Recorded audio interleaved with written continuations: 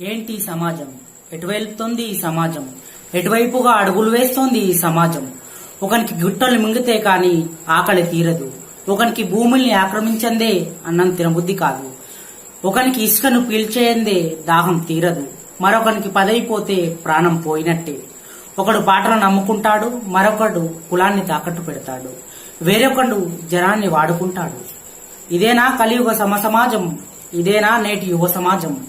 బతుకున్న శవాలు తిరుగుతున్న ఈ సమాజంలో శ్మశానంలో కూడా సన్మానాలు జరుగుతాయి. తెగిపడిన తలలే తోరణాలవుతాయి. హింసకు గురైన ఆర్తనాదాలు చేసేవారి గొంతులే సంగీతంలో వినిపిస్తాయి.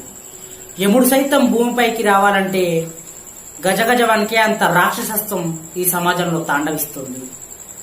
బుద్ధులు శుద్ధులు చెప్పాలనుకుంటే నిన్ను బూడిద చేసి ఒంటికి రాసేసుకుంటారు. హుషార్, పారా హుషార్.